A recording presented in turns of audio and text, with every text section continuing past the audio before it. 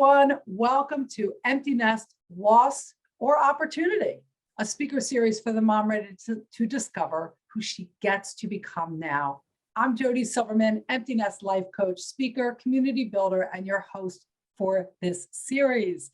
I brought together over 15 speakers to offer their best tips and takeaways to support you in finding deeper connections, your purpose and fulfillment, turning your empty nest into a rich and full life. Today, we have an amazing guest in the Zoom room. We have Maria Leonard Olsen. Maria is a lawyer, journalist, and author. She is the podcast host of Becoming Your Best Version and co-host of the Inside Out radio show in Washington, D.C. Maria graduated from Boston College and the University of Virginia School of Law, served in the Clinton administration's Justice Department, fostered newborn babies awaiting adoption, and has been on several charitable boards. Maria has written for numerous publications and is also the author of 50 After 50, Reframing the Next Chapter of Your Life, which has helped thousands to reinvigorate their lives. Her next book will cover the Pandora, there it is, there is 50, yes, it's a great book. I should have had my copy here. Her next book will cover the Pandora's box of DNA test kits. Maria has spoken at numerous events, including 10X, is it CUNY? Is that how it? Yeah, 10X CUNY and the Pennsylvania Women's Conference, which is where I first met and heard Maria speak. Her full bio is below. You can read all of that. But right now, I just want to welcome Maria. Welcome to the series. Thank you so much, Jody. I'm really excited to be here and I love the work that you're doing. Yeah, well, right back at you. And I did, it has to be over 5 years ago where I was sitting, you had a packed room there. It was in the middle of the marketplace. They put it in the wide open, but they had it roped off and it was standing room only. And you talked about back then, the book, your 50th. Yes, I did. I did indeed. Yeah, it has really struck a chord with a lot of people and I'm grateful for that. Yeah, well, you know what, speaking of, so our topic today is going to be becoming your best version, especially during the second half of life. And before we get into the really key takeaways of how you do become your best version, I'd love for you to share, for those who have never seen your TEDx talk, and we'll share that link, share a little bit of your story, because I think it's super powerful where you found yourself. Thank you. Yes, the universe conspired to have three major things happen to me when I turned 50. I got divorced, I got sober from alcoholism, and I became an empty nester, all resulting in my living alone for the first time in my life. I had always had family members or roommates before I turned 50. And so as a gift to myself for my 50th year, I tried 50 new things to determine how I wanted to live the next chapter because I felt rudderless after these major life changes, any one of which can throw a person. So to have them all converge in my 50th year, which is a common reckoning point for most of us anyway, really just pulled the rug out from under me and forced me to start over.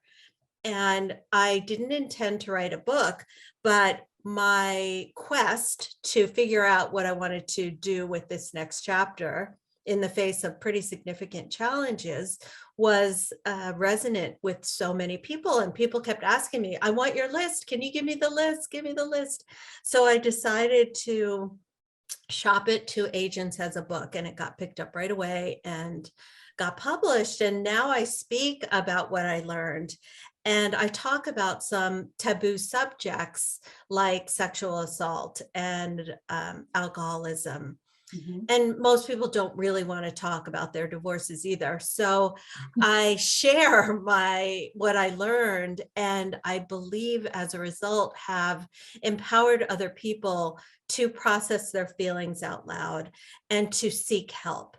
And so I feel really honored that my story is helping others. Oh, and you said so much that is, I know right now there are women watching this going, like that. I know for a fact because the moms who they're Facebook group has well over 1,500 moms there, and so many of them share that, they're divorced. How do you handle empty nest and divorce? Or their Yeah. empty nest comes first, and then they realize divorce is next. And Right.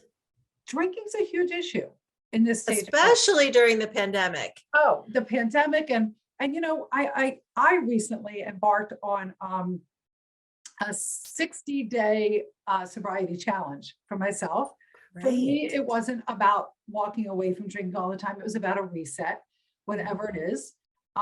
Because empty nest every night becomes a Friday night, and then the pandemic. I know people who never even drank and are drinking now. So I think, yes, you might have touched on subjects that are hard for people to talk about, but there are topics and subjects that women are begging somebody to talk about so that they know they're not alone, and that they're not, it's normal. These things happen, and there are ways around it. So Yes, and with regard to the last one that you didn't mention, sexual assault, sexual assault. 1 in 5 American women will have been sexually assaulted in their lifetime. uh, And those are only the reported yeah. statistics. A lot of people suffer in silence, and the Me Too movement brought a lot of people out of the closet. But there are so many people living with pain that they dare not voice for fear of being slut shamed or shamed in some way. And I thought for so many years that I got raped because I was drunk and I put myself in a dangerous situation. Well, no means no, whether you're drunk or not. Mhm. And there are a lot of people who need to learn that they're not alone, that it's not their fault, and that help is available. No, love that. You're absolutely right. Absolutely. And then doing 50 things. So my community has heard me talk a lot about, that's what daring is. And I Luann Khan, I'm assuming you've heard. Have you ever heard of Luann Khan? Oh, no, I have Oh, not. so she also similarly, she did a year of dares. Her book is I Dare Me. And how she did something new every day to reboot and get unstuck. Reboot and recharge her life, I think it is. And that's, 50 after, your 50 things in your 50 year of life, her one Yes, thing every day. Daring is all about just stretching and stepping out of your comfort zone to try something new and different, to get unstuck, to open up a world of absolutely. possibility. And with this being called empty nest, loss or opportunity, it is both. It is both a Yes, loss and it's an opportunity. And you do get to choose which direction you want to go in. You get to choose to stay in the loss or choose the road of opportunity. And I want to share, I would love you to share, because you just a couple of the things that you did in that 50 after 50. sure. Not all of the things that I did would I ever repeat. And I know that there's people who would not do some of the things that I've done. For instance, I sought a geographical cure for my woes, and I sold most of my belongings after getting separated, put the rest in storage, and moved to the Himalayas. I lived in a remote village in Nepal and volunteered at a school and helped to build a library. And I don't know very many people who would do that, actually. But for me, it was an exercise in cultivating gratitude, because I realized, just by virtue of living in the United States or a developed country anywhere, I have access to clean water. I have electricity. I know I'm going to eat something today. And the children with whom I worked did not necessarily know that they would have anything to eat that day. They were without shoes and there was snow on the ground. Yeah. So it reset my life to not take my blessings for granted, because if we appreciate what we have, we will always have enough. These people were so happy, and materially they had very little. So I came back to the US, and I don't take for granted that I can walk, that I have access to medical care. Even if I lose everything, I'll still have a safety net because I get to live in this country. So that's one really huge thing. And people don't need to do that to appreciate what they have. Other things that I did, well, here's for instance, something that I'll never do again, but it was a dare, like you just Yeah. mentioned in the book, I Dare Me. I am a terrible singer, but I went to an open mic night because Oh, I wanted to see what it felt like to get on stage in front of a lot of people and sing. And my son is actually an actor and a singer. And so I wanted to see what it felt like. So I went somewhere and learned that I indeed am a terrible singer, but that doing something that scares me is not going to kill me. And that courage is not the absence of fear. Courage is doing something hard, even despite your fear, walking through the fear. I And love that. so, yeah, so that was an example of something I'll never do again. Something that I did during the 50th year that I have incorporated into my life was a lifestyle change. And that is living with intention and having a meditation practice. And a meditation practice for me doesn't mean sitting alone for an hour chanting or being silent. For me, meditation is taking a deep resetting breath throughout the day. And I also use traffic lights as a prompt for me to take a deep breath. I love that. That is Because when a great tip. That's a great tip. it's a simple, effective reset. Because when you are fully present, you can't be simultaneously worrying about the future or fretting about the past. If you keep coming back to the present moment, it reduces your blood pressure. It helps you with your focus. Yeah, So absolutely. Oh, I love the yeah. two things you shared. I love because you shared some big things. You shared a big thing, huge thing where you went and lived somewhere else. But the key takeaway of that is to I guess reactivate a practice of gratitude. We get so Mhm. caught up in all the negative things that are happening in the world, and we forget how lucky and fortunate Yeah, we are to live where we live. So I love that absolutely. one. The singing, that would be a huge dare for me to do karaoke. And I need to do it. And you know what? I'm putting it on I did do it. I did do it last year, but I'm going to do that with my Moms Who Dare. Thank you. We're going to do a karaoke because boy, and and then I love how the meditation has been huge in my life as well, Maria, especially when I start to feel the I guess the worry, the stress and anxiety of the shifting of my role as a mom, and it Yeah. happens to all of us as we navigate how to shift and change as our children grow. We're different. We have to mom in a different way, and I find that deep breaths are huge. I love how you incorporate it throughout the day and use red lights. So great tips. All right, Thank you. here's what I had the benefit of hearing you speak live. I have watched your TEDx talk over and over again, and I know that there are three key ingredients. According to Maria Olsen, there are three key ingredients to becoming your best version, especially during the second half. So we're going to give you, I hope everybody has their workbook. Take notes. This is it. This is your takeaway here. Let's talk about the three key ingredients. And Sure. the first one I know you talk about a lot. You say, no one is responsible for your happiness but you. Yes. And as someone who was a chronic people pleaser, I used outside affirmations as a barometer of my self-worth. I did very well in school. I went to a top 10 law school. I worked in one of the biggest law firms in the District of Columbia, and I was a political appointee in the Clinton administration. And I had these accolades, and they momentarily made me feel good about myself. But I really was filled with so much self-loathing. If I couldn't get someone to say how great I was, I didn't feel good enough.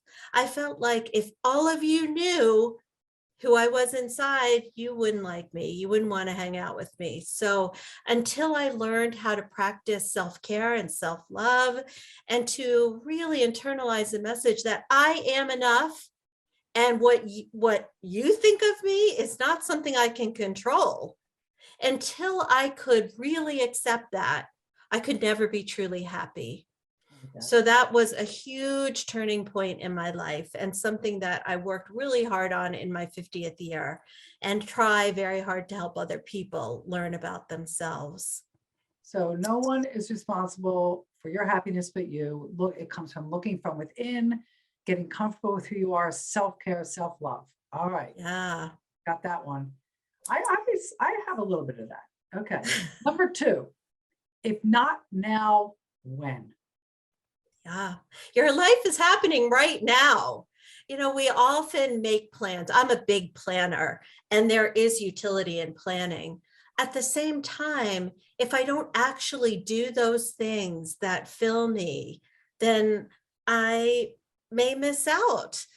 I am a great proponent of the messages of the death and dying messages that an oncology nurse studied and wrote about. And she found that the number one regret of people on their deathbed was not that they didn't work harder or more, but that they didn't spend the time they had with the people they cared about the most. Yeah. And so many of us get caught up in the doing, and not the being present for the people who you love the most. And that's the greatest gift of all. Like, I can give my children money or gifts, but what they really cherish is the time they get to spend with me. And as we get older, all of us are losing more and more friends and family members, or getting diagnoses, or suffering aches and pains that weren't there before. So seize the day, drink fully from the cup of life, Yes. do the hikes that you want to do, because I woke up today with aches and pains, and it hurts to bend over because my back hurts so much. But if I don't do what I can now, they may never happen. So I'm constantly setting new goals for myself. And right now I'm working on visiting 65 countries by the end of my 65th year. Nice. And I am at number 51 this month. Well, so we'll look at that book. so I can continually set goals for myself. And there's a difference between aging and getting old. We're all going to age, whether we like it or not, but we don't have to get old. We can keep, like you inspire your women to do, we can keep growing and challenging ourselves. And actually, that's the key to keeping our minds healthy, is to keep challenging ourselves. So kudos to you.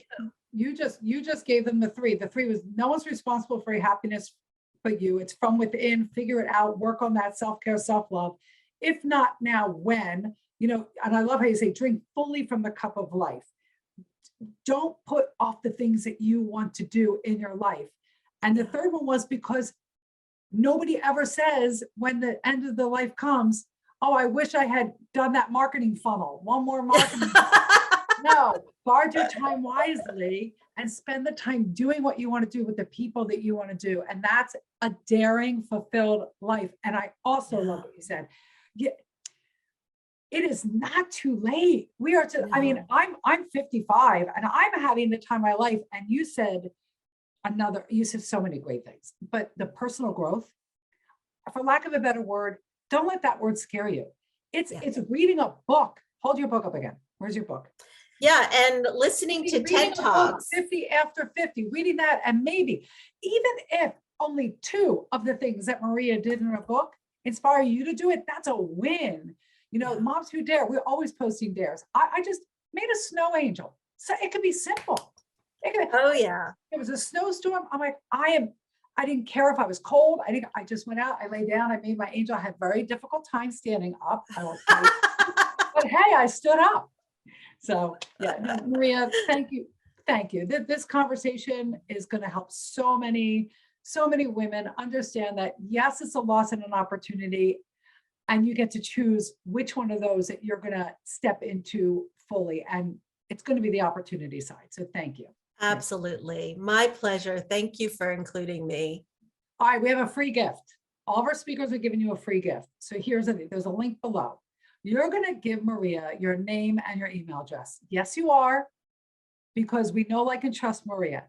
And when you do that, you will be entered into a drawing and you will win and receive an inscribed copy of her book, 50 After 50, Reframing the Next Chapter of Your Life.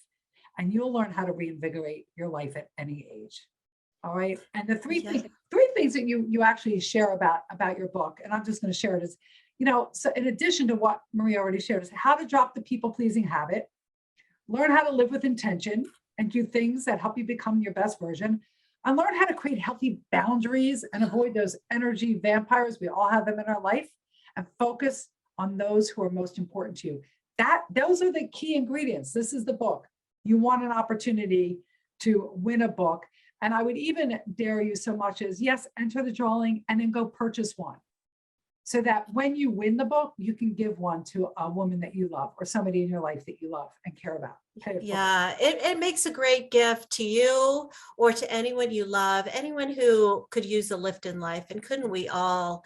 And Yeah. I'll inscribe it to whomever you'd like, and I'll send it free of charge, free of shipping.